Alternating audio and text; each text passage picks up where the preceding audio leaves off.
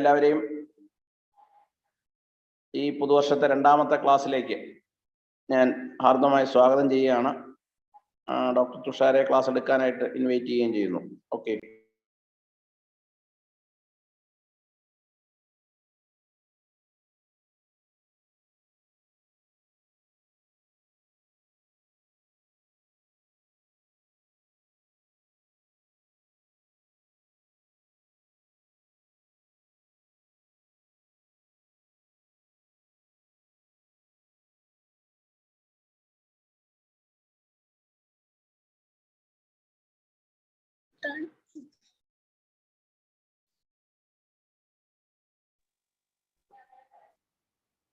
Good afternoon, doctors. അപ്പോൾ ഇന്ന് മുതൽ ഫോറൻസിക് മെഡിസിന്റെ ക്ലാസ് നമ്മൾ സ്റ്റാർട്ട് ചെയ്യുകയാണ്. ഇന്നലെ ടോക്സിക്കോളജി ഉണ്ടായിരുന്നു. ഫോറൻസിക് മെഡിസിന്റെ ഫസ്റ്റ് പാർട്ട് ലീഗൽ പ്രൊസീജിയേഴ്സും കാര്യങ്ങളുമാണ് നമ്മൾ ഇന്നത്തെ ക്ലാസ്സിൽ നോക്കാൻ പോകുന്നത്. ഇപ്പൊ ഫോറൻസിക് ഒരുപാട് ഡീപ്പായിട്ട് നമ്മൾ പഠിക്കേണ്ട കാര്യമില്ല, പക്ഷെ കറക്റ്റ് ആയിട്ട് ഓരോ കാര്യങ്ങൾ എന്താണ് പറയുന്നതെന്ന് ഉദ്ദേശിക്കുന്നതെന്ന് കറക്റ്റ് ആയിട്ട് മനസ്സിലാക്കി വെച്ചിരിക്കണം. കുറഞ്ഞ മാർക്കേ ക്വസ്റ്റ്യൻസ് ഉണ്ടാവുള്ളെങ്കിലും എളുപ്പത്തിൽ ആ മാർക്ക് നമുക്ക് സ്കോർ ചെയ്യാൻ പറ്റും എന്നാണ് പറയുന്നത്. അപ്പോൾ ഇതിൽ ഏതെങ്കിലുമൊക്കെ പോയിന്റ് അഡീഷണൽ ആയിട്ട് നിങ്ങൾക്ക് ആഡ് ചെയ്യണം എന്നുണ്ടെങ്കിൽ തീർച്ചയായിട്ടും ഗ്രൂപ്പിൽ ആഡ് ചെയ്യുക. അപ്പൊ ഈ സക്സസ് എന്ന് പറയുന്ന ഒരു പ്ലാറ്റ്ഫോം നമ്മളൊരു കമ്പൈൻ സ്റ്റഡി ആണല്ലോ ഉദ്ദേശിക്കുന്നത്. അപ്പൊ ഇതിൽ പറയാത്ത കാര്യങ്ങൾ കൂടുതൽ പോയിന്റ്സ് കിട്ടുന്നുണ്ടെങ്കിൽ ഡെഫിനറ്റ്ലി നിങ്ങൾ ഗ്രൂപ്പിൽ അത് ഷെയർ ചെയ്യണം. അപ്പൊ നമുക്ക് ഇന്നത്തെ ക്ലാസ് സ്റ്റാർട്ട് ചെയ്യാം. Forensic medicine. First of all, എന്താണ് ഫോറൻസിക് മെഡിസിന്റെ ഡെഫിനിഷൻ എന്ന് പറയുന്നത്? The application of medical and paramedical knowledge in the administration of law and justice. അതായത് നിയമം നടപ്പിലാക്കുന്നതിന് വേണ്ടിയിട്ട് മെഡിക്കൽ അല്ലെങ്കിൽ പാരാമെഡിക്കൽ നോളജിനെ അപ്ലൈ ചെയ്യുന്നതിനെയാണ് ഫോറൻസിക് മെഡിസിൻ എന്ന് പറയുന്ന ശാസ്ത്രശാഖ. ഈ ഫോറൻസിക് മെഡിസിനിൽ എന്തൊക്കെ കാര്യങ്ങളാണ് ഡീൽ ചെയ്യുന്നത്? It deals with the legal rights, privileges, duties and obligations of medical practitioner. ഒരു മെഡിക്കൽ പ്രാക്ടീഷണറിന്റെ legal rights, privileges, duties and obligations, ഇത്രയും കാര്യങ്ങൾ ഫോറൻസിക് മെഡിസിനിൽ വരുന്നുണ്ട്. ഇനി നമ്മൾ ഫോറൻസിക് മെഡിസിനിൽ ആദ്യം പഠിക്കാൻ പോകുന്ന ലീഗൽ പ്രൊസീജിയറിൽ ഫസ്റ്റ് വൺ എന്ന് പറഞ്ഞാൽ ഇൻക്വസ്റ്റ് ആണ്. എന്താണ് ഒരു ഇൻക്വസ്റ്റ് എന്ന് പറഞ്ഞാൽ? സിമ്പിൾ ആയിട്ട് ഒരു അന്വേഷണം, എൻക്വയറി എന്നുള്ള അർത്ഥമാണ് അതിനുള്ള. Investigation or enquiry. ഇൻക്വസ്റ്റിന് ഏറ്റവും കൂടുതൽ ചോദിച്ചിട്ടുള്ളത് ഇതിന്റെ സെക്ഷൻ ആണ്. അപ്പൊ അത് മറന്നു പോകാതിരിക്കുക. സെക്ഷൻ 174 CRPCയിലാണ് ഇൻക്വസ്റ്റ് പറയുന്നത്. സെക്ഷൻ 174 CRPCയിൽ. അപ്പോ ഒരു സംശയാസ്പദമായ സാഹചര്യത്തിൽ ഒരു മരണം സംഭവിച്ചാൽ അതിനെക്കുറിച്ച് നടത്തുന്ന എൻക്വയറി അല്ലെങ്കിൽ ഇൻവെസ്റ്റിഗേഷൻ, അതാണ് ഇൻക്വസ്റ്റ് എന്ന് പറയുന്നത്. Investigations or enquiry into the cause of death where death has occurred in a suspicious circumstances. In India, ഇന്ത്യയിൽ ഇൻക്വസ്റ്റ് നടത്തുന്ന കോമൺ ആയിട്ട് നടത്തുന്നത് ആരാണെന്ന് ചോദിച്ചാൽ ഒരു പോലീസ് സ്റ്റേഷനിലെ ഓഫീസർ ഇൻചാർജ് ആരാണോ അവരായിരിക്കും. ഇതൊരു തവണത്തെ ക്വസ്റ്റ്യൻ ആയിരുന്നു കേട്ടോ. ഇന്ത്യയിൽ കോമൺ ആയിട്ട് ഇൻക്വസ്റ്റ് നടത്തുന്നത് ആരാണ്? In India, most commonly the officer in charge of a police station conduct the inquest. അപ്പോൾ ഇൻക്വസ്റ്റിന്റെ സെക്ഷൻ മറന്നു പോകരുത്. 174 CRPCയിലാണ് ഇൻക്വസ്റ്റിനെ കുറിച്ച് പറയുന്നത്. ഇനി പ്രധാനമായിട്ടും രണ്ട് ടൈപ്പ് ഇൻക്വസ്റ്റ് വരുന്നുണ്ട്. പോലീസ് ഇൻക്വസ്റ്റും മജിസ്ട്രേറ്റ് ഇൻക്വസ്റ്റും. പോലീസ് ഇൻക്വസ്റ്റ് CRPC 174ലാണ് പറയുന്നത്. പോലീസ് ഇൻക്വസ്റ്റ് ഏതൊക്കെ സാഹചര്യങ്ങളിലായിരിക്കും നടക്കുന്നത്? ഒരു ആത്മഹത്യ അല്ലെങ്കിൽ ഒരു കൊലപാതകം, ഒരു അപകട മരണം, അല്ലെങ്കിൽ സംശയാസ്പദമായ സാഹചര്യത്തിലുള്ള ഒരു മരണം സംഭവിച്ചു കഴിഞ്ഞാൽ പോലീസ് ഇൻക്വസ്റ്റ് ഉണ്ടാവും. Case of suicide, homicide or accidental death or death in A suspicious circumstances. ഇനി മജിസ്ട്രേറ്റ് ഇൻക്വസ്റ്റ്. അവിടെ വരുമ്പോഴത്തേക്കും സെക്ഷൻ മാറുന്നു. സെക്ഷൻ ഏതാവുന്നു? 176 CRPC ആയിരുന്നു. പോലീസ് ഇൻക്വസ്റ്റിന് 174 ആയിരുന്നെങ്കിൽ മജിസ്ട്രേറ്റ് ഇൻക്വസ്റ്റ് ആവുമ്പോൾ 176 CRPCയിലേക്ക് പോണു. അപ്പോൾ മജിസ്ട്രേറ്റ് നേരിട്ട് ഇൻക്വസ്റ്റ് നടത്തുന്ന കേസുകൾ ഏതൊക്കെയെന്ന് ചോദിച്ചാൽ പോലീസ് കസ്റ്റഡി മരണങ്ങളിലും അതുപോലെ വിവാഹത്തിന് ശേഷം 7 വർഷത്തിനുള്ളിൽ വൈഫ് മരിക്കുകയാണ്, അതിപ്പോ സൂയിസൈഡ് ആണെങ്കിൽ കൂടി മജിസ്ട്രേറ്റ് ഡയറക്റ്റ് ഇൻക്വസ്റ്റ് ആയിരിക്കും നടത്തുക. in case of a death in a police custody or death of a housewife within 7 years of marriage if it is a suicide. കിട്ടിയല്ലോ. ഇനി അടുത്തത് കൊറോണേഴ്സ് ഇൻക്വസ്റ്റ്. ഈ കൊറോണേഴ്സ് ഇൻക്വസ്റ്റ് എന്ന് പറയുന്ന സംഭവം ഒരു കൊറോണർ കോർട്ടിൽ വെച്ച് നടത്തുന്ന ചെറിയൊരു എൻക്വയറി മാത്രമാണ്. ഇത് ആക്ച്വലി മുംബൈയിലാണ് നടത്തിയിട്ടുണ്ടായിരുന്നത്, പക്ഷെ ഇപ്പൊ എവിടെയും നടത്തുന്നില്ല കേട്ടോ. അപ്പൊ എവിടെയായിരുന്നു മുമ്പ് കൊറോണേഴ്സ് ഇൻക്വസ്റ്റ് നടത്തിയിട്ടുണ്ടായിരുന്നത്? മുംബൈയിലായിരുന്നു. ഇപ്പൊ അത് നടത്തുന്നില്ല. ഈ കൊറോണേഴ്സ് കോർട്ടിൽ ജസ്റ്റ് ഒരു എൻക്വയറി മാത്രമാണ് അവിടെ നടത്തുന്നത്. അവിടെ ശരിക്കും അക്യൂസ്ഡ് ആയിട്ടുള്ള ഒരാള് ഉണ്ടാവണമെന്നുള്ള ഒരു നിർബന്ധവും ഇല്ല. Accused need not to be present during the trial. അതുപോലെ കൊറോണർക്ക് എന്തെങ്കിലും ഒരു ശിക്ഷ നടപ്പാക്കാനോ ഒരു പണിഷ്മെന്റ് കൊടുക്കാനോ ഒന്നുമുള്ള ഒരു അധികാരവും ഉണ്ടായിരിക്കില്ല. Coroner has no power to impose fine or punish the accused. കിട്ടിയല്ലോ. അപ്പൊ ഇത്രയാണ് ഇൻക്വസ്റ്റിൽ വരുന്ന ബേസിക് ആയിട്ടുള്ള കാര്യങ്ങൾ. ഇനി നമ്മൾ അടുത്ത സബ്നിയ ഓർ സമൻസിലേക്ക് പോവാണ്. അപ്പൊ ഇത് ഭയങ്കര കൺഫ്യൂസിംഗ് ആയിട്ട് ചോദിക്കാൻ സാധ്യതയുള്ളത്, ഇൻക്വസ്റ്റിന്റെ സെക്ഷൻ വന്നിട്ട് CRPC 174 ആണെങ്കിൽ സമൻസിന്റെ സെക്ഷൻ വന്നിട്ട് IPC 174 ആണ്. CRPC മാറി IPC ആവണം. അപ്പം SI എന്ന് ഓർത്തിരുന്നാൽ മതി. S for summons, I for IPC. അപ്പൊ SI ആണ് സബ്നിയ എന്ന് പറഞ്ഞു കഴിഞ്ഞാൽ സെക്ഷൻ 174 IPC-യിലാണ് പറയുന്നത്. സബ്നിയ ഓർ സമൻസ് എന്ന് പറഞ്ഞു കഴിഞ്ഞാല് എന്താ, ഒരു ഡോക്യുമെന്റ് എവിഡൻസ് കൊടുക്കാൻ വേണ്ടിയിട്ട് ഒരു വിറ്റ്നസിനോട്, ഒരു സാക്ഷിയോട് കോടതിയിൽ ഹാജരാവാൻ പറയുന്ന ഒരു ഡോക്യുമെന്റിനെയാണ് നമ്മൾ സബ്നിയ ഓർ സമൻസ് എന്ന് പറയുന്നത്. It is A document compelling the attendance of a witness in a court of law under penalty on a particular day, time and place for the purpose of giving evidence. Evidence നൽകാൻ വേണ്ടി ഇന്ന സ്ഥലത്ത് ഇന്ന സമയത്ത് കൃത്യമായി എത്തിച്ചേരുക എന്ന് പറയുന്ന ഒരു ഡോക്യുമെന്റ്. അപ്പൊ ഈ സമൻസ് കിട്ടിയിട്ടും വിറ്റ്നസ് ഹാജരായില്ല എന്നുണ്ടെങ്കിൽ അതിനെ കുറിച്ചും പറയുന്ന IPC ഏത് തന്നെയാണ്? സെക്ഷൻ 174 IPC-യിൽ തന്നെയാണ് പറയുന്നത്. ഇനി എന്ത് ശിക്ഷയാണ് അങ്ങനെ ഹാജരാവാതിരുന്നാൽ കിട്ടുന്നത്? 6 മാസം വരെ തടവും 1000 രൂപ പിഴയും കിട്ടാവുന്ന പണിഷ്മെന്റ് ഉണ്ട് കേട്ടോ. Punishment up to 6 months or 1000 rupees fine or both. ഇനി കണ്ടക്ട് മണി എന്ന് പറയുന്ന ഒരു ടേം നമ്മൾ പഠിക്കണം. എന്താ ഈ കണ്ടക്ട് മണി? അതായത് സിവിൽ കേസുകളിൽ, ക്രിമിനൽ കേസസ് അല്ല, അത് പ്രത്യേകിച്ച് നോട്ട് ചെയ്യുക. സിവിൽ കേസുകളിൽ വിറ്റ്നസിന് സമൻസ് കിട്ടി, അപ്പോ കോടതിയിൽ എത്തിച്ചേരാൻ വേണ്ടുന്ന ട്രാവലിംഗ് അലവൻസ്, ആ എക്സ്പെൻസ് ആര് കൊടുക്കും? കോടതി കൊടുക്കും. അതിനെയാണ്, ആ കൊടുക്കുന്ന പൈസയ്ക്ക് പറയുന്ന പേരാണ് കണ്ടക്ട് മണി എന്നുള്ളത്. Conduct money is the fee offered or paid to a witness in a civil case at the time of serving summons to meet expenses towards attending the court. കിട്ടിയല്ലോ. ഇവിടുത്തെ ഇമ്പോർട്ടന്റ് പോയിന്റ് എന്താണ്? Criminal cases no fees paid to the witness. Criminal case ആണെങ്കിൽ വിറ്റ്നസിന് conduct മണി ഉണ്ടാവില്ല. Civil കേസിൽ മാത്രമേ conduct മണി ഉണ്ടാവുള്ളൂ. Okay അല്ലേ? ഇൻക്വസ്റ്റ് ആയി, സമൻസ് ആയി. ഓക്കെ, ഇനി നെക്സ്റ്റ് ഒഫൻസ് ആണ്. ഒഫൻസുകൾ പ്രധാനമായിട്ടും കോഗ്നിസിബിൾ ഒഫൻസസും ഉണ്ട്, നോൺ കോഗ്നിസിബിൾ ഒഫൻസസും ഉണ്ട്. ഈ കോഗ്നിസിബിൾ ഒഫൻസുകളെ കുറിച്ച് പറയുന്നത് CRPC-യുടെ ഫസ്റ്റ് ഷെഡ്യൂളിലാണ്. അതിലിങ്ങനെ ലിസ്റ്റ് ചെയ്ത് വെച്ചിട്ടുണ്ട് ഏതൊക്കെയാണ് കോഗ്നിസിബിൾ ആയിട്ടുള്ള ഒഫൻസുകൾ എന്ന്. അപ്പോ അതില് അങ്ങനെ ഒരു കുറ്റകൃത്യം നടന്നാൽ ആ കുറ്റം ചെയ്ത ആളിനെ അറസ്റ്റ് ചെയ്യാനായിട്ട് പോലീസിന് വാറന്റിന്റെ ആവശ്യമില്ല. മനസ്സിലായോ? വാറന്റിന്റെ ആവശ്യമില്ലാത്ത കുറ്റകൃത്യങ്ങൾ, അതിനെയാണ് കോഗ്നിസിബിൾ ഒഫൻസ് എന്ന് പറയുന്നത്.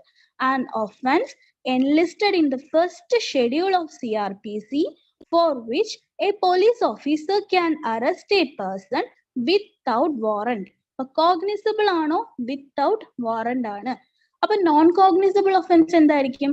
ആ CRPC-യുടെ ഫസ്റ്റ് ഷെഡ്യൂളിൽ പറയാത്ത എന്തൊക്കെ ഒഫൻസ് ഉണ്ടോ ബാക്കി എല്ലാം ഏതിൽ വരും? നോൺ കോഗ്നിസിബിൾ ഒഫൻസിൽ വരും. അപ്പൊ എന്താണ്? ഒരു ഓതറൈസ്ഡ് പേഴ്സണിൽ നിന്നുള്ള വാറന്റ് ഉണ്ടെങ്കിൽ മാത്രമേ ആ പോലീസ് ഓഫീസർക്ക് കുറ്റാരോപിതനെ അറസ്റ്റ് ചെയ്യാനുള്ള അധികാരം ഉണ്ടാവുള്ളൂ. നോൺ കോഗ്നിസിബിൾ ഒഫൻസ് എന്ന് പറഞ്ഞാൽ offences not enlisted as cognizable are non-cognizable offenses, in which cases for the arrest of the accused, a warrant must be issued by the authorized person. Cognizable offense ആണെങ്കിൽ warrant വേണം, non-cognizable offense ആണെങ്കിൽ warrant വേണ്ട, non-cognizable ആണെങ്കിൽ authorized person എന്നുള്ള warrant വേണം. Okay, ഇനി next കേസുകൾ. നമ്മൾ കുറെ നേരമായില്ലേ ക്രിമിനൽ കേസ്, സിവിൽ കേസ് എന്ന് പറയുന്നു. ഇനി ഇത് എന്തൊക്കെയാണ്? ക്രിമിനൽ കേസ് എന്താണ്, സിവിൽ കേസ് എന്താണ്? സിവിൽ കേസ് എന്ന് പറഞ്ഞു കഴിഞ്ഞാൽ relating to dispute between two parties, അതായത് രണ്ട് പാർട്ടികൾ തമ്മിൽ നടക്കുന്ന വഴക്കുകളാണ്, അല്ലെങ്കിൽ തർക്കങ്ങളാണ്. അതായത് ഇപ്പൊ നമ്മൾ സ്വത്ത് തർക്കം, അല്ലെങ്കിൽ ഇപ്പൊ കടം കൊടുത്തു അത് തിരിച്ചു തരുന്നില്ല, അങ്ങനെയൊക്കെയുള്ള കുറ്റകൃത്യങ്ങൾ ഉണ്ടല്ലോ, അതൊക്കെയാണ് സിവിൽ കേസിൽ പറയുക. അവിടെ എന്ന് വെച്ചാൽ ഒരു ഒഫൻസ്, അവിടെ ഒരു കുറ്റം അവിടെ നടന്നു എന്ന് പറയാൻ പറ്റില്ല. അതുകൊണ്ട് തന്നെ എന്ത് കൊടുക്കാൻ പറ്റില്ല, നമുക്കൊരു പണിഷ്മെന്റിനുള്ള പ്രൊവിഷൻ അവിടെ ഇല്ല. ഓക്കെ, ഇനി വാറന്റ് കേസ് എന്ന് പറഞ്ഞാൽ എന്താണ്? അതായത് തൂക്കിക്കൊല്ലുവാനോ അല്ലെങ്കിൽ ജീവപര്യന്തം വിധിക്കുവാനോ അല്ലെങ്കിൽ 2 വർഷത്തിന് മുകളിലേക്ക് ശിക്ഷ വിധിക്കുവാൻ തക്കവണ്ണമുള്ള കുറ്റകൃത്യങ്ങളെയാണ് നമ്മൾ എന്തെന്ന് പറയുന്നത്? വാറന്റ് കേസ് എന്ന് പറയുന്നത്.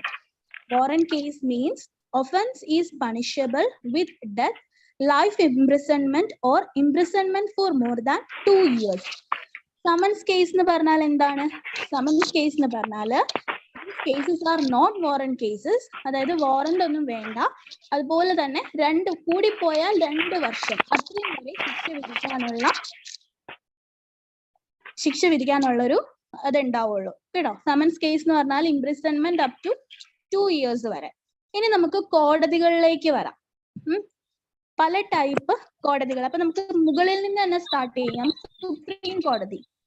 സുപ്രീം കോടതി എന്ന് പറയുമ്പോൾ deals with both civil and criminal cases. Civil കേസും നോക്കും, ക്രിമിനൽ കേസും നോക്കും.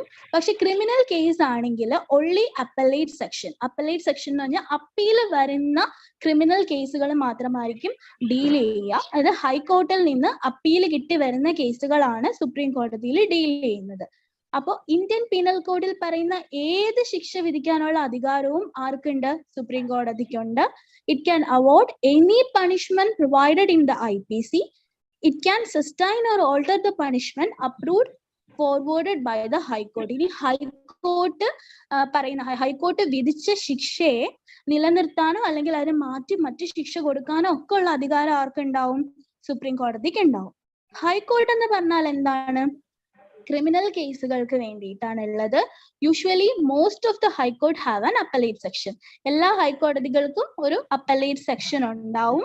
It can award any punishment provided by the IPC. IPC പറയുന്ന ഏത് ശിക്ഷയും കൊടുക്കാനുള്ള അധികാരം ഹൈക്കോടതിക്ക് ഉണ്ടാവും. അതുപോലെ criminal കേസസിൽ when a lower court award death sentence, the high court has to confirm it before execution. അതായത് ഹൈക്കോടതിക്ക് താഴെയുള്ള ഒരു കോർട്ട് ഒരു കേസിൽ വധശിക്ഷ വിധിച്ചെന്നിരിക്കട്ടെ, അത് ഹൈക്കോടതി അംഗീകരിച്ചാൽ മാത്രമേ നടപ്പാക്കാൻ പറ്റുള്ളൂ. കിട്ടിയല്ലോ? അപ്പൊ വധശിക്ഷ താഴെയുള്ള കോടതികൾ വിധിച്ചാൽ ഹൈക്കോടതിയുടെ അംഗീകാരം കിട്ടാതെ അത് നടപ്പാക്കാൻ പറ്റില്ല. ആരുടെയോ മൈക്ക് ഓൺ ആണോ? ഒന്ന് നോക്കണേ. ഇനി അടുത്തത് sessions court or session judge. The power of session courts and additional session courts are same. Session കോർട്ടിന്റെയും അഡീഷണൽ സെഷൻ കോർട്ടിന്റെയും പവറുകളൊക്കെ സെയിം തന്നെയാണ്. നിയമം അനുശാസിക്കുന്ന ഏത് ശിക്ഷയും കൊടുക്കുവാനുള്ള പവർ ആർക്കുണ്ട്? സെഷൻ കോർട്ടിനും സെഷൻ ജഡ്ജിനും ഉണ്ട്. പക്ഷേ ഇപ്പോൾ ഒരു വധശിക്ഷ വിധിച്ചാൽ അത് നമ്മൾ നേരത്തെ പറഞ്ഞ പോലെ ഹൈക്കോടതിയുടെ അംഗീകാരം കിട്ടിയതിന് ശേഷം മാത്രമേ നടപ്പിലാക്കാൻ പറ്റുള്ളൂ. കിട്ടിയല്ലോ? അസിസ്റ്റന്റ് സെഷൻസ് കോർട്ട് എന്ന് പറഞ്ഞാൽ they can award any punishment provided by the law except death sentence, sentence of life imprisonment or imprisonment for a period exceeding 10 years. അതായത് അവർക്ക് അസിസ്റ്റന്റ് സെഷൻസ് കോർട്ട് ആണെങ്കിൽ വധശിക്ഷ വിധിക്കാനോ ജീവപര്യന്തം വിധിക്കാനോ അല്ല 10 വർഷത്തിന് മേലെയുള്ള ശിക്ഷകളൊന്നും കൊടുക്കാൻ പറ്റില്ല. 10 വർഷം വരെയുള്ള ശിക്ഷകൾ കൊടുക്കാൻ പറ്റുന്ന കോടതിയാണ് അസിസ്റ്റന്റ് സെഷൻ കോർട്ട് എന്ന് പറഞ്ഞാല്. ഓക്കെ, ഇനി 3 മജിസ്ട്രേറ്റുകൾ നമ്മൾ പഠിക്കുന്നുണ്ട്. Chief judicial magistrate, first class judicial magistrate, second class judicial magistrate. അപ്പൊ ഇവർക്ക് കൊടുക്കാൻ പറ്റുന്ന ശിക്ഷകൾ ഇമ്പോർട്ടന്റ് ആണ്. അതാണ് ഈ കോടതികളിൽ ഏറ്റവും പ്രധാനമായിട്ട് പഠിച്ചു വെക്കേണ്ടത്. ഇപ്പൊ ചീഫ് ജുഡീഷ്യൽ മജിസ്ട്രേറ്റ് ആണെങ്കിൽ they have power to award imprisonment for up to 7 years. 7 വർഷം വരെയുള്ള തടവ് വിധിക്കാൻ ചീഫ് ജുഡീഷ്യൽ മജിസ്ട്രേറ്റിന് പവർ ഉണ്ട്. ഫസ്റ്റ് ക്ലാസ് ജുഡീഷ്യൽ മജിസ്ട്രേറ്റ് ആകുമ്പോൾ 3 വർഷം വരെ തടവും 5000 രൂപ പിഴയും വിധിക്കാനുള്ള പവർ ഉണ്ട്. സെക്കൻഡ് ക്ലാസ് ജുഡീഷ്യൽ മജിസ്ട്രേറ്റ് ആകുമ്പോൾ 1 വർഷം തടവും 1000 രൂപയും. ഓക്കെ, ചീഫ് ജുഡീഷ്യൽ മജിസ്ട്രേറ്റ് ആണെങ്കിൽ 7 years, ഫസ്റ്റ് ക്ലാസ് ആണെങ്കിൽ 3 years imprisonment and 5000 rupees fine. Second class judicial magistrate ആണെങ്കിൽ 1 year imprisonment and fine up to ₹1000. കിട്ടിയല്ലോ. ഇനി നമ്മൾ വിറ്റ്നസ്സുകളിലേക്ക് പോവാണ്. വിറ്റ്നസ് എന്ന് പറഞ്ഞാൽ പ്രധാനമായിട്ടും 3 ടൈപ്പ് വിറ്റ്നസ്സുകളുണ്ട്. കോമൺ വിറ്റ്നസ് ഉണ്ട്, എക്സ്പേർട്ട് വിറ്റ്നസ് ഉണ്ട്, ഹോസ്റ്റൈൽ വിറ്റ്നസ് ഉണ്ട്. കോമൺ വിറ്റ്നസ് എന്ന് പറഞ്ഞാൽ testifies about what himself has seen, heard or perceived in relation to a case.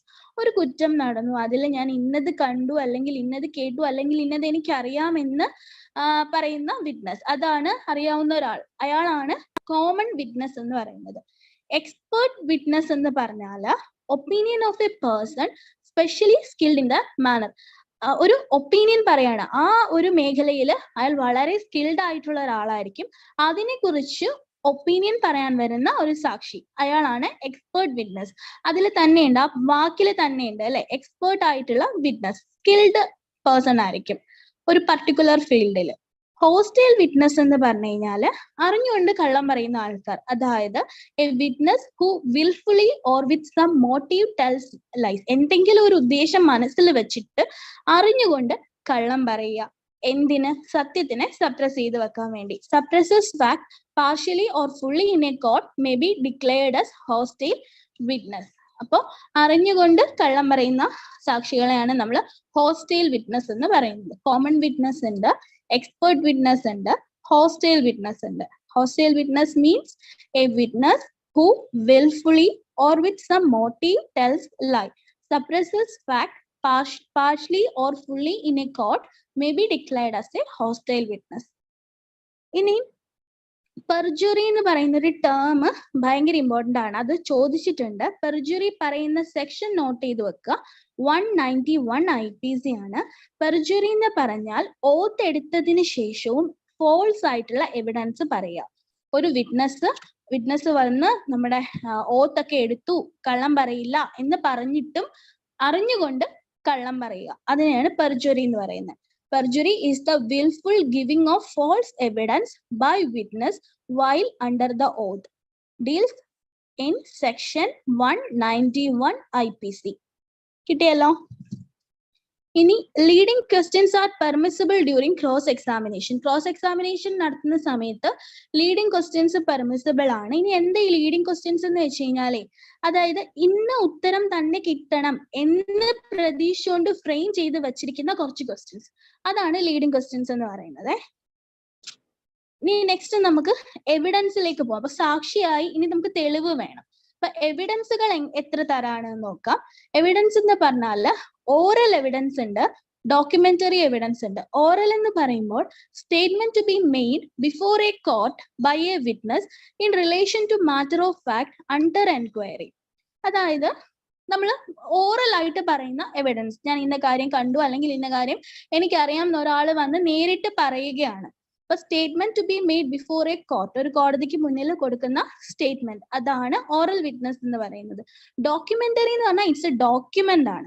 ഒരു document produced for the inspection of court, ഒരു കോർട്ടിൽ അതിന് ഇൻസ്പെക്ഷന് വേണ്ടിയിട്ട് സബ്മിറ്റ് ചെയ്യുന്ന എന്തെങ്കിലും ഒരു ഡോക്യുമെന്റ്, അതാണ് ഡോക്യുമെന്ററി എവിഡൻസ് എന്ന് പറയുന്നത്.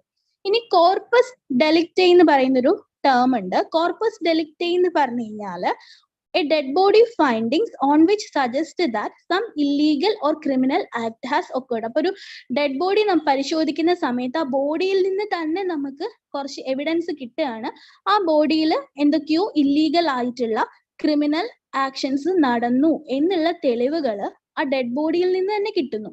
അതിനെയാണ് നമ്മൾ കോർപ്പസ് ഡെലിക്റ്റൈ എന്ന് പറയുന്നത്. ഇനി നെക്സ്റ്റ് മെഡിക്കൽ എവിഡൻസ്. മെഡിക്കലിലേക്ക് വരുമ്പോൾ മെഡിക്കൽ എവിഡൻസിൽ ഒരു ഓറൽ എവിഡൻസ് കൊടുക്കുന്നത് ആരാണ്? ഡോക്ടറാണ്. ഒരു സമൻസ് കിട്ടി കഴിയുമ്പോൾ ഡോക്ടർ കോടതിയിൽ വന്നിട്ട് ഡോക്ടറിൻ്റെതായിട്ടുള്ള മൊഴി കൊടുക്കുന്നു. അതാണ് ഓറൽ എവിഡൻസ് എന്ന് പറയുന്നത്.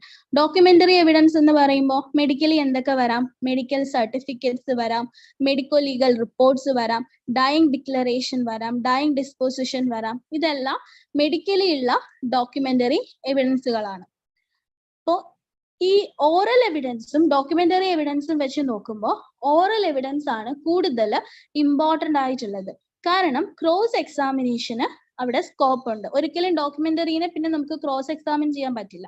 അതുകൊണ്ട് oral evidence is more important than documentary evidence. ഇനി ഒരു ഡോക്ടറിനെ നമ്മൾ ഒരു കോമൺ വിറ്റ്നസ് ആയിട്ടും ഒരു എക്സ്പേർട്ട് വിറ്റ്നസ് ആയിട്ടും കൺസിഡർ ചെയ്യാറുണ്ട്. A medical man or doctor is considered as both an expert and a common witness. ഇനി ഡൈക്കോട്ടോമി എന്ന് പറയുന്ന ഒരു ടേം ഉണ്ട്. ഡൈക്കോട്ടോമി മീൻസ് ഫീ സ്പ്ലിറ്റിംഗ്. അതായത് ഇപ്പം ഒരു പേഷ്യന്റ് ഒരു ഡോക്ടറെ കാണാൻ വന്നു, ആ ഡോക്ടർ എന്ത് ചെയ്യുന്നു? കാശ് മേടിക്കുന്നു, എന്നിട്ട് വേറൊരു ഡോക്ടറിന്റെ അടുത്തേക്ക് റെഫർ ചെയ്യാണ്.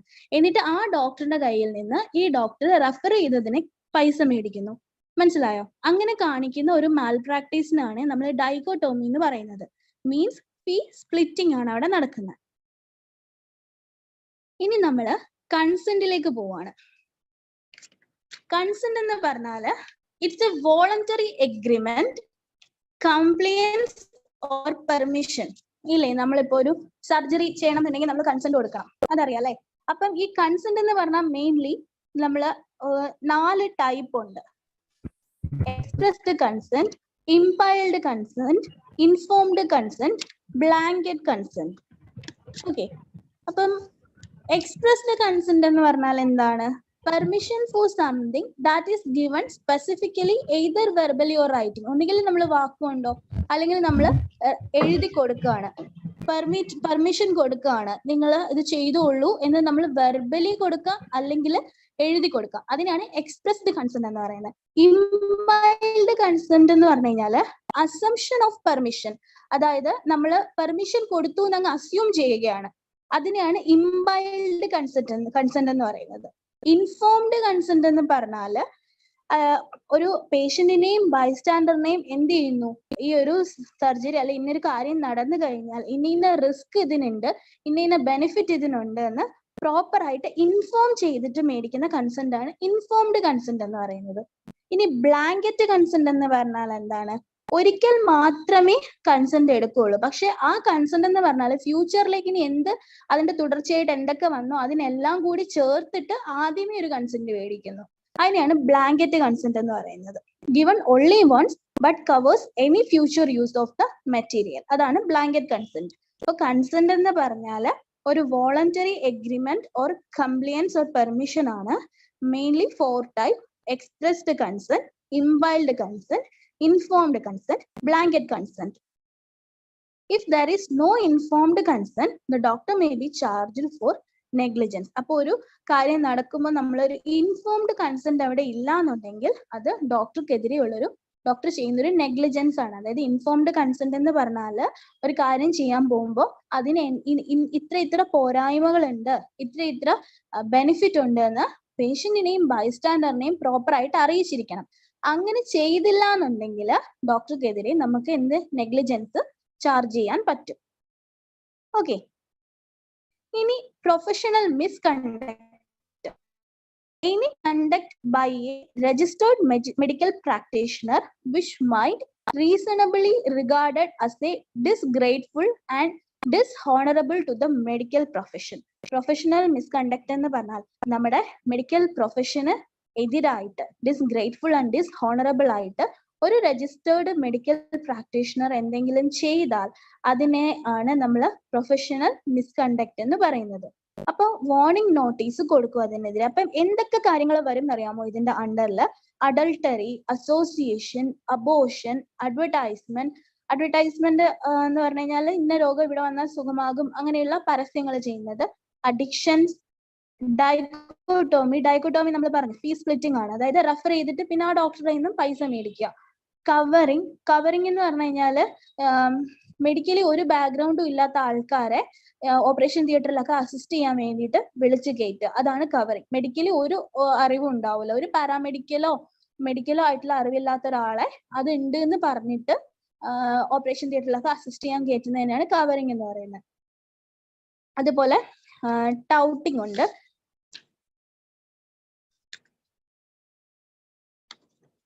Then conviction by court of law issuing false certificate.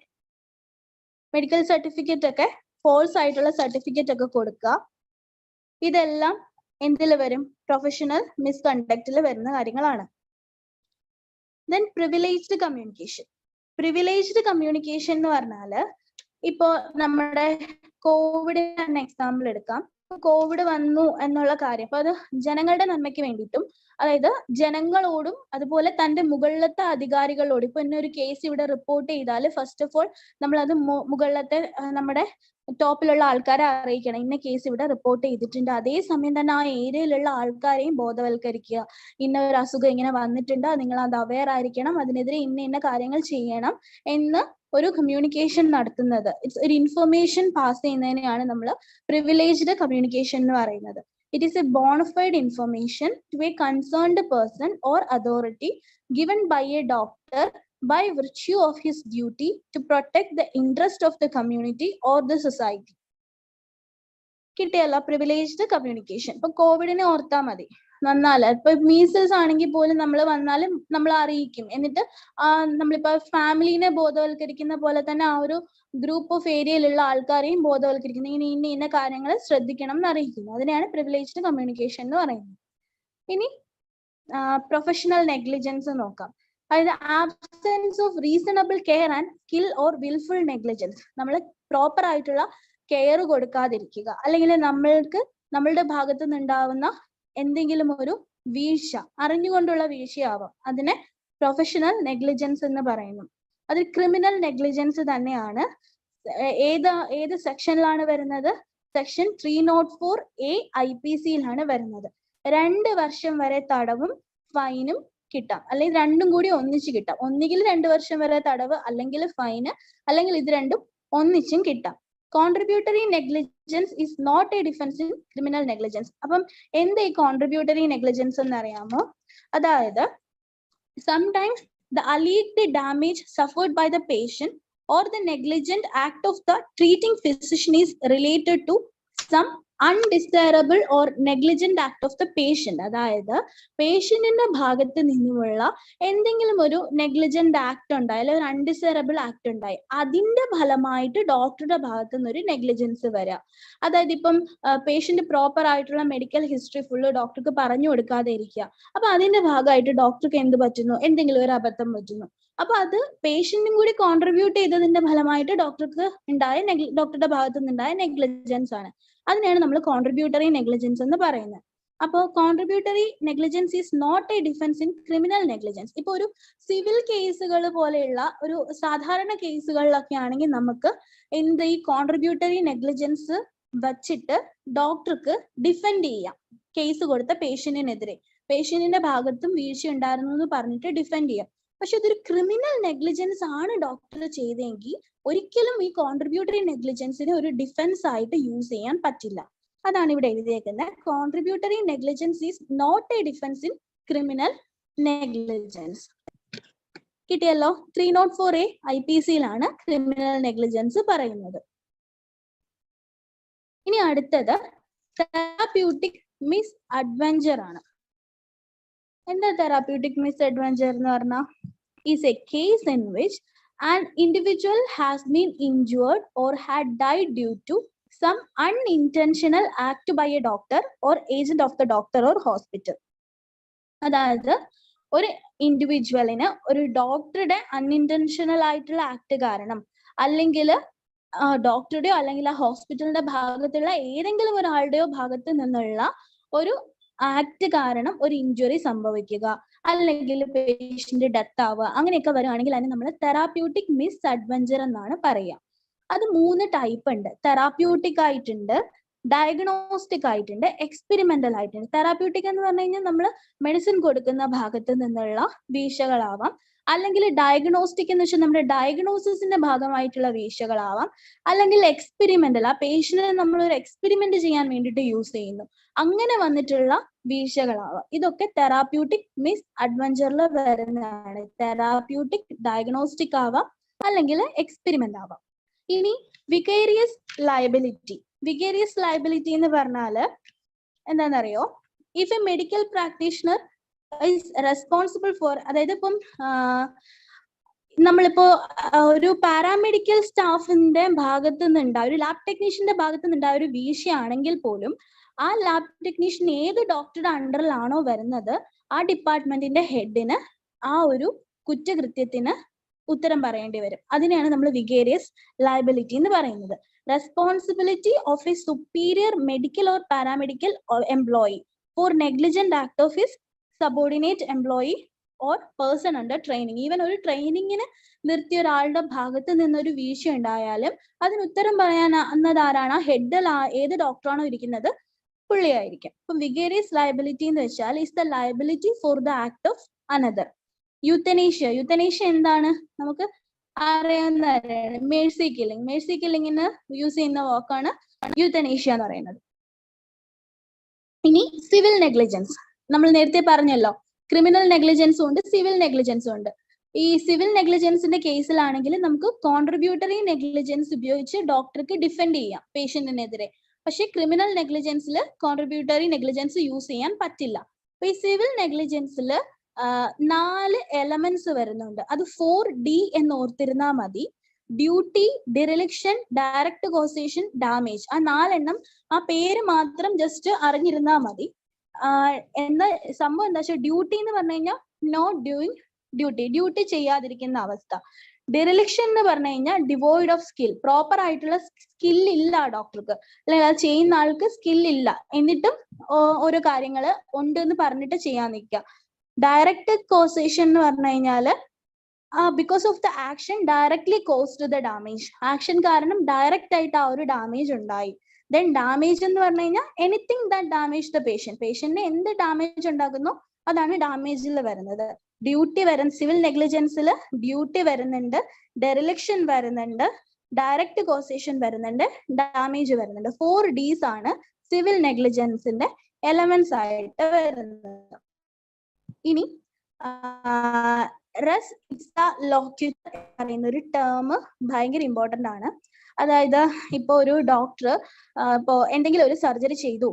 ഇപ്പൊ നമ്മൾ തന്നെ കേട്ടിട്ടില്ലേ, ഇപ്പൊ വയറിന്റെ സർജറി കഴിഞ്ഞു, പക്ഷെ എന്തെങ്കിലും മെഡിക്കൽ ഇൻസ്ട്രുമെന്റ്സ് ഒക്കെ വെച്ച് ഉള്ളിൽ അറിയാതെ വീണു പോയിട്ട് അത് വെച്ചിട്ട് തുന്നികെട്ടി വിട്ടിട്ടുള്ള സംഭവങ്ങൾ. അവിടെയൊക്കെ അതുപോലെയുള്ള നെഗ്ലിജൻസ് ഒക്കെ നടക്കുമ്പോൾ എന്താന്ന് വെച്ച് കഴിഞ്ഞാൽ പേഷ്യന്റിന് ഒന്നും വാദിക്കേണ്ട കാര്യമില്ല. ആ ഒരു സംഭവം തന്നെയാണ് അയാൾക്ക് ഡോക്ടർക്കെതിരെയുള്ള തെളിവ് കൊടുക്കുന്നത്. അതാണ് റെസ് ഇപ്സ ലോക്യുറ്റർ എന്ന് പറയുന്നത്. Ordinarily the professional negligence of a physician has to be proved in a court by the expert evidence of another physician.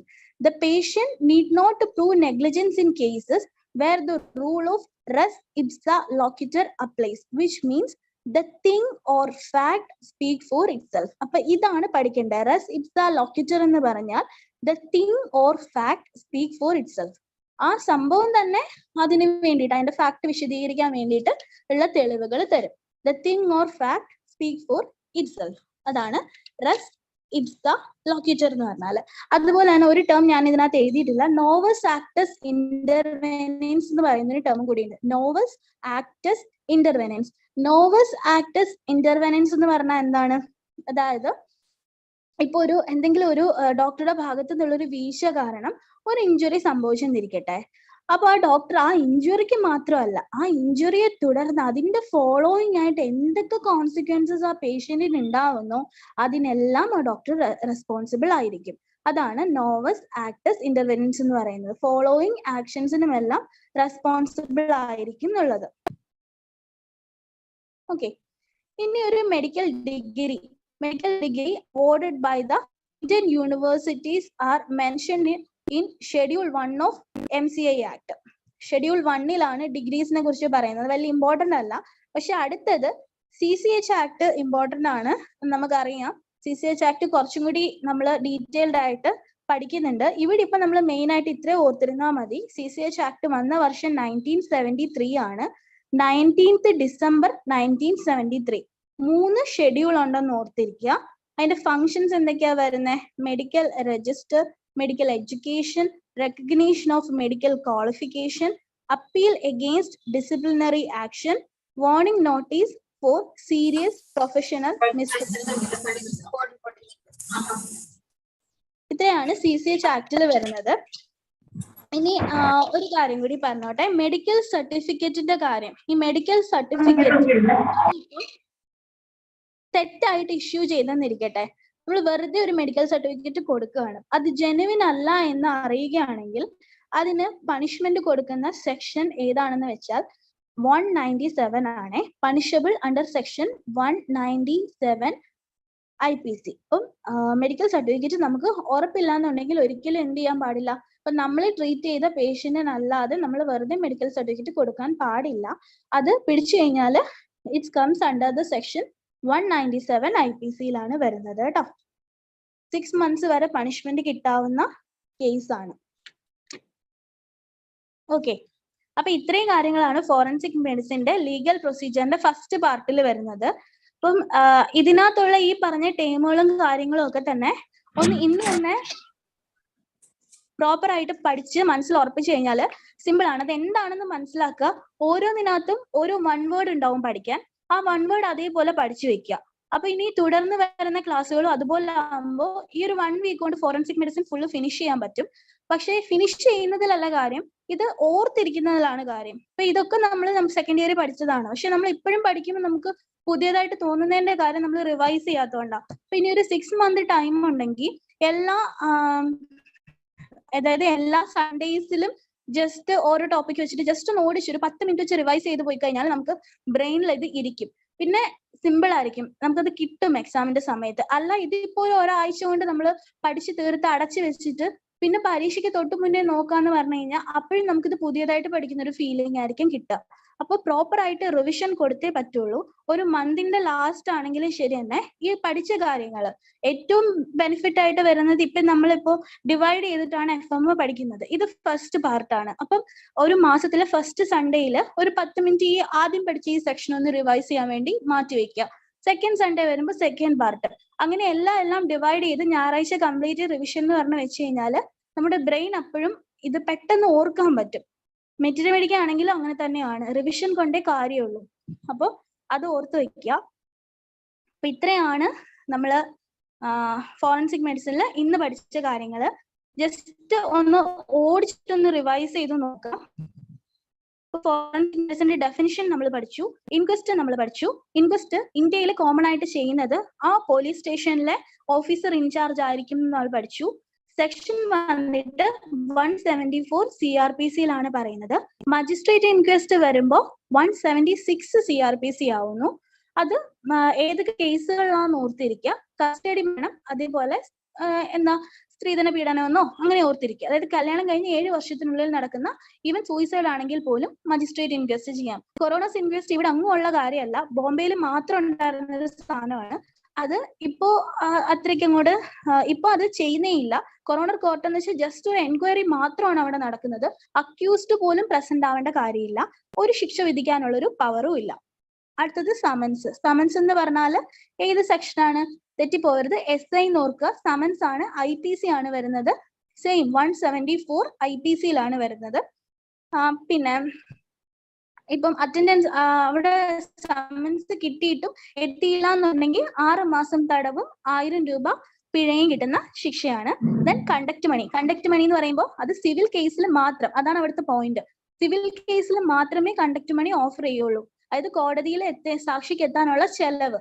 Criminal case ആണെങ്കിൽ കണ്ടക്ട് മണി ഇല്ല, എത്തിയേ പറ്റുള്ളൂ. ദെൻ ഒഫൻസ് എന്ന് പറഞ്ഞാല് കോഗ്നിസബിൾ ഉണ്ട്, നോൺ കോഗ്നിസബിൾ ഉണ്ട്. കോഗ്നിസബിൾ എന്ന് പറഞ്ഞു കഴിഞ്ഞാൽ വിത്തൗട്ട് വാറന്റ് ആണെന്ന് ഓർക്കുക. ആ കോഗ്നിസബിൾ CRPC-യുടെ ഫസ്റ്റ് ഷെഡ്യൂളിൽ നോൺ കോഗ്നിസബിൾ ആയിട്ട് വരുന്ന ഒഫൻസുകളാണ്. അതില് ഒരു ഓതറൈസ്ഡ് പേഴ്സന്റെ വാറന്റ് ഉണ്ടെങ്കിൽ മാത്രമേ കുറ്റാരോപിതനെ കസ്റ്റഡിയിൽ എടുക്കാൻ പറ്റുള്ളൂ. ദെൻ സിവിൽ കേസ് എന്താണ്? ജസ്റ്റ് ഒരു ഡിസ്പ്യൂട്ട് ആണ്, 2 ആൾക്കാർ തമ്മിലുള്ള. അവിടെ ഒരു കുറ്റവും നടക്കുന്നില്ല, അതുകൊണ്ട് തന്നെ അവിടെ പണിഷ്മെന്റ് കൊടുക്കാനും ഉള്ള പ്രൊവിഷൻ ഇല്ല. വാറന്റ് കേസ് എന്ന് പറഞ്ഞു കഴിഞ്ഞാല് എന്തൊക്കെ കൊടുക്കാൻ പറ്റും നമുക്ക്? എന്താ, മരണം വിധിക്കാൻ പറ്റും, ജീവപര്യന്തം വിധിക്കാൻ പറ്റും, 2 വർഷത്തിന് മുകളിലായിരിക്കും പണിഷ്മെന്റുകൾ എല്ലാം വരുന്നത് വാറന്റ് കേസ് ആണെന്നുണ്ടെങ്കിൽ. സമൻസ് കേസ് ആണെന്നുണ്ടെങ്കിൽ മാക്സിമം 2 വർഷം വരെ എന്തുണ്ടാവുള്ളൂ, കേസ് വിധിക്കാൻ പറ്റുള്ളൂ, ശിക്ഷ വിധിക്കാൻ പറ്റുള്ളൂ. ഇനി കോർട്ടുകൾ നോക്കിയാല് നമ്മൾ ടോപ്പില് സുപ്രീം കോടതികളില് സിവിൽ കേസും ക്രിമിനൽ കേസും നോക്കാറുണ്ടെങ്കിലും മെയിൻ ആയിട്ടും ഹൈക്കോടതിയിൽ നിന്ന് അപ്പീൽ വരുന്ന കേസുകളാണ് സുപ്രീം കോടതി ഡീൽ ചെയ്യുന്നത്. ഏത് ശിക്ഷ വേണമെങ്കിലും വിധിക്കാം. ഓക്കെ, ഹൈക്കോടതി ആണെങ്കിൽ ഏത് ശിക്ഷ വേണമെങ്കിലും വിധിക്കാം. പക്ഷേ താഴെ ഇപ്പോ ഹൈക്കോടതിയുടെ താഴെ ഉള്ളൊരു കോടതി തൂക്കിക്കൊല്ലാൻ വിധിച്ചൊരു കേസ് ആണെങ്കിൽ അത് ഹൈക്കോടതി അംഗീകരിച്ചാൽ മാത്രമേ അത് നടപ്പിലാക്കാൻ പറ്റുള്ളൂ. സെഷൻസ് കോർട്ട് എന്ന് പറയുമ്പോൾ ഈ പറഞ്ഞ തന്നെയാണ്, ഹൈക്കോടതിന്റെ അനുവാദം ഉണ്ടെങ്കിൽ മാത്രമേ ഡെത്ത് സെന്റൻസ് പ്രാക്ടീസ് ചെയ്യാൻ പറ്റുള്ളൂ. അസിസ്റ്റന്റ് സെഷൻസ് കോർട്ട് എന്ന് പറയുമ്പോൾ 10 വർഷം വരെയുള്ള ശിക്ഷ വിധിക്കാൻ പറ്റും. ചീഫ് ജുഡീഷ്യൽ മജിസ്ട്രേറ്റ് എന്ന് പറയുമ്പോൾ 7 വർഷം വരെയാണ് ശിക്ഷ വിധിക്കാൻ പറ്റുക. ഫസ്റ്റ് ക്ലാസ് ജുഡീഷ്യൽ മജിസ്ട്രേറ്റ് എന്ന് പറയുമ്പോൾ 3 വർഷം വരെ തടവും 5000 രൂപ പിഴയും. സെക്കൻഡ് ക്ലാസ് ജുഡീഷ്യൽ മജിസ്ട്രേറ്റ് എന്ന് പറയുമ്പോൾ 1 വർഷം തടവും 1000 രൂപ പിഴയും. ഇനി വിറ്റ്നസ് എന്ന് പറയുമ്പോൾ കോമൺ വിറ്റ്നസ് ഉണ്ട്, സാധാരണയായിട്ട് വന്ന് പറയുന്ന ഒരു സാക്ഷിയുണ്ട്. അല്ലാന്നുണ്ടെങ്കിൽ എക്സ്പേർട്ട് ആയിട്ടുള്ള വിറ്റ്നസ് ഉണ്ട്, വളരെ സ്കിൽഫുൾ ആയിട്ടുള്ള ഒരാളായിരിക്കും.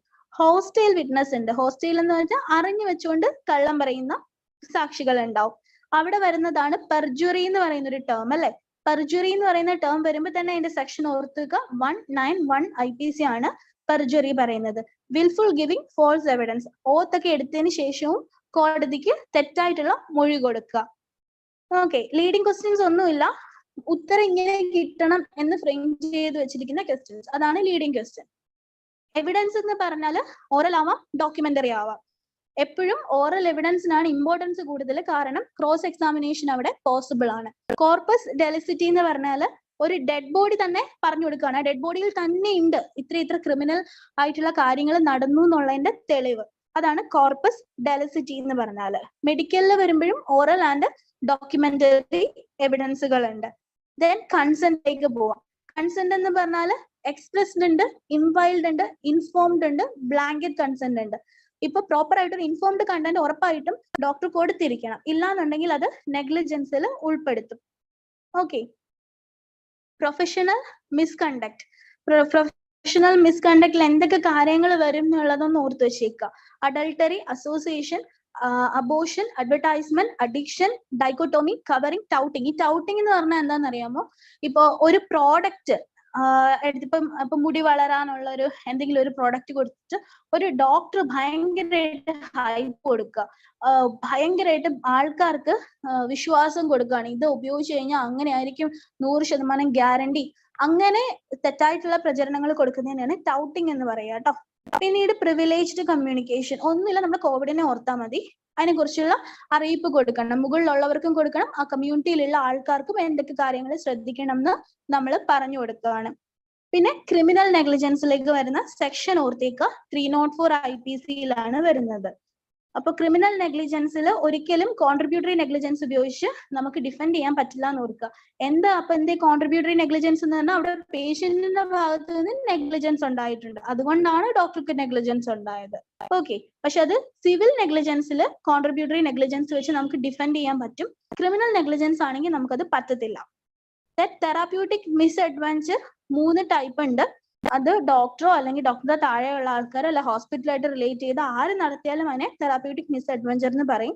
അത് തെറാപ്യൂട്ടിക് ആവാം, ഡയഗ്നോസ്റ്റിക് ആവാം, എക്സ്പെരിമെന്റൽ ആവാം.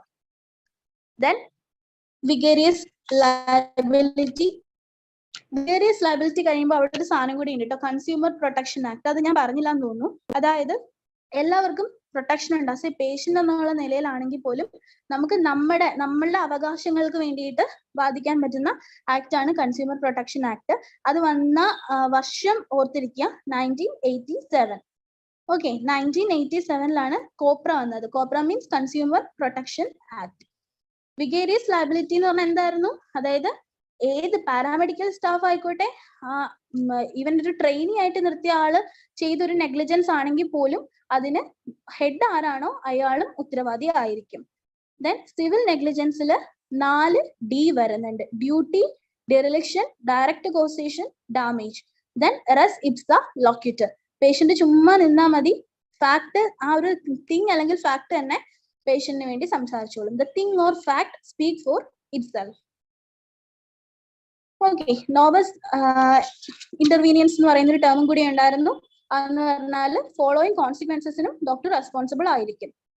പിന്നെ CCH ആക്ട് ഓർക്കുക. CCH ആക്ട് വന്ന വർഷം 1973 ആണ്.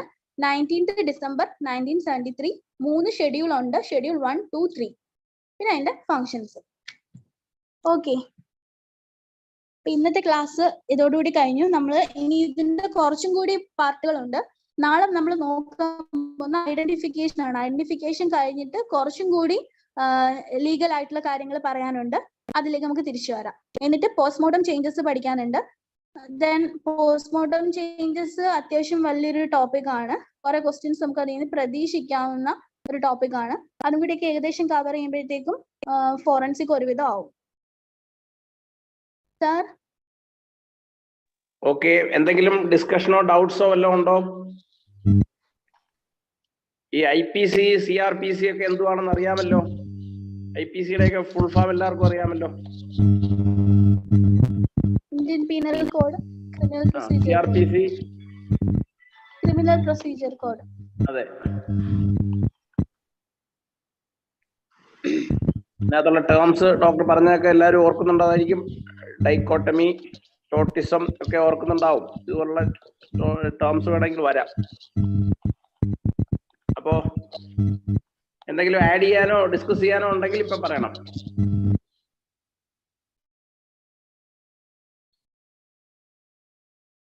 ഡൈക്കോട്ടമി ഒന്നുകൂടെ പറയാവോ?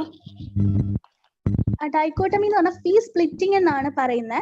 അതായത് ഇപ്പം ഡോക്ടർ തന്നെ വിചാരിക്കാം, ഡോക്ടറിന്റെ അടുത്തേക്ക് ഒരു പേഷ്യന്റ് എത്തുകയാണ്. അപ്പൊ ഡോക്ടർ ആ പേഷ്യന്റിനോട് പറയാണ്, ഇത് കുറച്ച് സീരിയസ് ആയിട്ടുള്ള കേസാണ്, അപ്പൊ ഞാൻ നല്ലൊരു ഡോക്ടറുണ്ട്, ഞാൻ റെഫർ ചെയ്ത് തരാം എന്ന് പറഞ്ഞ് ഇപ്പം വേറെ ഒരു സുപ്പീരിയർ ആയിട്ടുള്ള ഒരു ഡോക്ടർക്ക് റെഫർ ചെയ്യുന്നു. എന്നിട്ട് ആ പേഷ്യന്റ് ഡോക്ടർക്ക് ഒരു കൺസൾട്ടേഷൻ ഫീസും കാര്യങ്ങളും ഒക്കെ തരുമല്ലോ. എന്നിട്ട് ഡോക്ടർ നൈസിന് മറ്റേ റെഫർ ചെയ്ത ഡോക്ടറിന്റെ അടുത്ത് നിന്നും എന്ത് മേടിക്കുന്നു?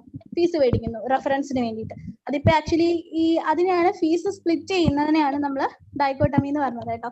ഓർത്തിരിക്കാൻ വേണ്ടിയിട്ടാണ് ഡോക്ടറിന് പറഞ്ഞത് കേട്ടോ, തമാശയായിട്ട് വിചാരിക്കാം. ഇല്ല, ഡോക്ടറുടെ മാത്രമല്ല, നമ്മൾ ഈ ലാബിൽ നിന്ന് കമ്മീഷൻ വാങ്ങുന്ന പോലും ഡൈക്കോട്ടമി വരും. ഫീസ് സ്പ്ലിറ്റിംഗ് ആണ്.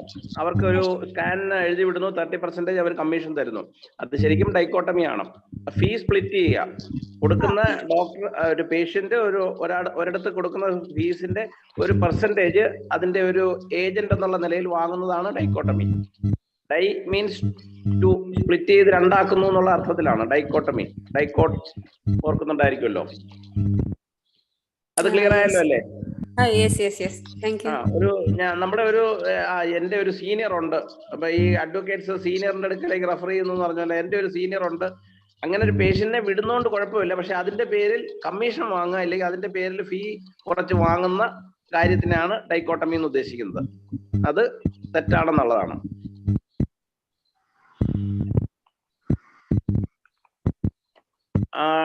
ഡോക്ടേഴ്സ് എറ്റിക്വറ്റും പ്രൊഫഷണൽ മിസ്കണ്ടക്റ്റും ഒക്കെ പറഞ്ഞായിരുന്നോ? സാർ അതിന് വരുന്നുണ്ട് സാർ, വരുത്തേ ഉള്ളൂ. ഓക്കെ,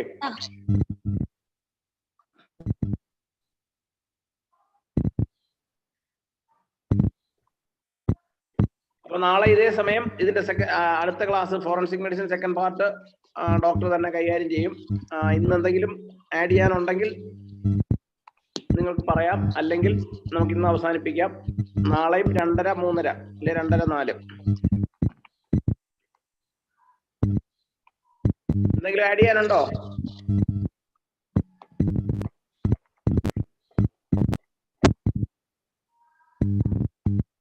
അപ്പൊ ഇന്നത്തേക്ക് വൈൻഡപ്പ് ചെയ്യാം അല്ലേ? ഇന്ന് അപ്പൊ ഞാൻ 6:30 ആമിന ഡോക്ടറെ ക്ലാസ് ഉണ്ടാകുമെന്ന് ഉദ്ദേശിച്ചിരുന്നു. അതാണ് ഞാൻ രാവിലെ 2 ടൈം ഗ്രൂപ്പിൽ ഇട്ടിരുന്നത്. പക്ഷെ ഇന്നുകൂടെ ആമിന ഡോക്ടർ ഉണ്ടാവില്ല.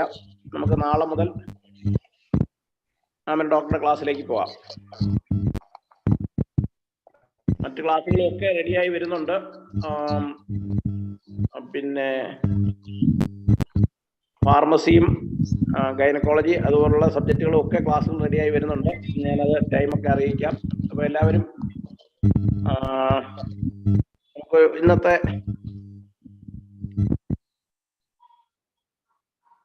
നിങ്ങൾക്ക് സമയമുണ്ടെങ്കിൽ ഈ സമയം ഒരു 4 മണി വരെ അല്ല 4:30 വരെ വേണമെങ്കിൽ നമുക്ക് ടെലഗ്രാമിൽ ക്വിസ് ഇടാം. ഏതായാലും ഇതിപ്പോ നമ്മൾ വൈൻഡപ്പ് ചെയ്യാണ്. ഓക്കെ,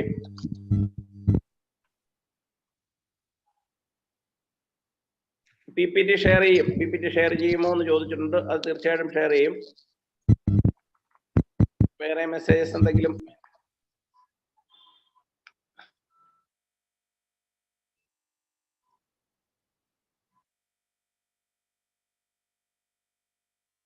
തുഷാർ ഡോക്ടറെ, ഈ ചാറ്റ് ബോക്സിൽ second class judicial fine 5,000 or 10,000 എന്നൊരു ചോദ്യം ചോദിച്ചിട്ടുണ്ട്. 5,000 or 1,000 എന്ന് ചോദിച്ചിട്ടുണ്ട്. 5,000 സർ. ഓക്കെ, ഞാൻ ചാറ്റ് ബോക്സിൽ കണ്ടതാണ്.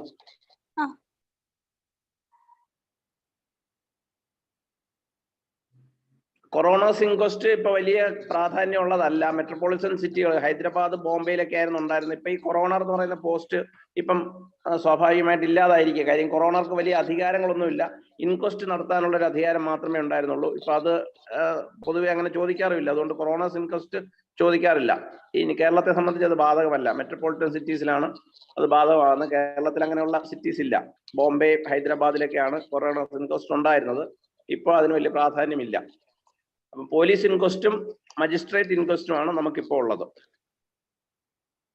Police lathi charge, police custody മരണം, ജയിലിലെ മരണം, പിന്നെ പോലീസിന്റെ അതിക്രമം മൂലം അല്ലെങ്കിൽ പോലീസിന്റെ പിന്നെ ഈ ലാത്തി ചാർജോ അതുമൂലം ഉണ്ടാകുന്ന അപകടങ്ങളോ മരണങ്ങൾക്കോ ഒക്കെയാണ് മജിസ്ട്രേറ്റ് ഇൻക്വസ്റ്റ് വരുന്നത്. കൂടാതെ മുമ്പേ പറഞ്ഞ പോലെ ഡൗറി ഡെത്ത്, എക്സ്ഹ്യൂമേഷൻ വേണ്ടി വരുന്ന സാഹചര്യങ്ങളെല്ലാം മജിസ്ട്രേറ്റ് ആണ് ഇൻക്വസ്റ്റ് നടത്തുന്നത്. അതെല്ലാം പറഞ്ഞിട്ടുണ്ടെന്ന് പ്രതീക്ഷിക്കുന്നു. അപ്പോ ഇന്നത്തേക്ക് നമുക്ക് പിരിയാം. നാളെ വീണ്ടും ഉച്ചയ്ക്ക് 2:30 കാണാം. ഓക്കെ,